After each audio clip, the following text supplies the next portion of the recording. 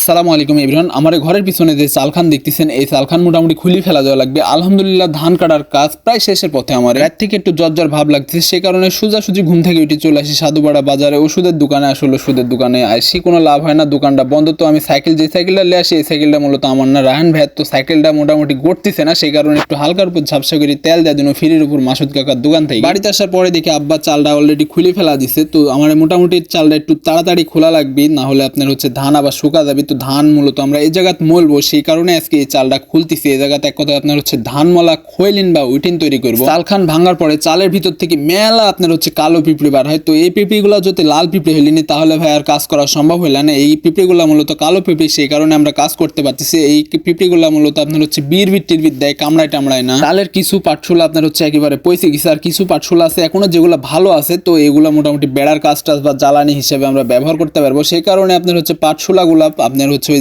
যে ইয়ে আছে বাতা আছে, বাতার থেকে আলাদা করে বান্ধন টান্ধন কাইটি আপনার সুন্দর করে কলা সতর দিয়ে বোঝা বাইন্দে আপনার খড়ির যে পালা আছে সেই পালা সাদা রাখতেছি। ঘরের পিছনে চালখান যে কারণে তুলিছিল, সেই কারণে ঘরের পিছনে একখান দোকান দিছিল। তো মোটামুটি 1 বছর দোকান থাকাকালীন অনেক খুঁচাখুচি পড়েছে, যে কারণে আপনার মাটি মোটামুটি ভালো লেভেলে শক্ত হয়ে গেছে। খুঁটিগুলা সেভাবে তোলা যাচ্ছে না, অনেক কষ্টের পরে যায় খুঁটিগুলা তুলতে সক্ষম হয়, কিন্তু একখান খুঁটি এখনো থাকেই গেল। পুরাতন যে চালখান দেখতেছেন, চালে আপনার মোটামুটি পাটশুলা টাটশুলা সবকিছু খুলে ফেলার পরে এই চালখান মোটামুটি ভেঙে ফেলা দেবো এরকম একটা নিয়াত। কিন্তু হঠাৎ করে মাত্রাতে একখান বেন বুদ্ধি চলে আসে। সে বুদ্ধিটা এটিতে একটা ছোটখাটো জাংলা দিব, যে কারণে আপনার রেডার ভাঙিনি। আব্বা মোটামুটি আবার পুনরায় আপনার দড়ি টড়িতে বাইন্দে একটা মোটামুটি জাংলা সিস্টেম করে ফেলা দিচ্ছে। বাড়ির পিছনে যে চালখান আর বারান্দা আছে, এই বারান্দার উপর একখান আপনার ওই যে চাল কুমড়ি আছে না, চাল কুমড়ির গাছ তুলে দিয়েছিল। তো কয়েকখান চাল কুমড়ি পায় কি মোটামুটি এখন কুমোরে পরিণত হয়ে গেছে। সামনে যেহেতু শীতকাল, সামনে বলতে গেলে অলরেডি শীতকাল চলে আসে, তো এই কুমোর দেওয়া মোটামুটি বড়ি টড়ি দেওয়া হবে। সেই কারণে এগুলো আমি সুন্দরভাবে সংগ্রহ করতেছি। আপনারা সকলে জানেন যারা গ্রামে বসবাস করেন, মূলত যে গাছে যদি আপনার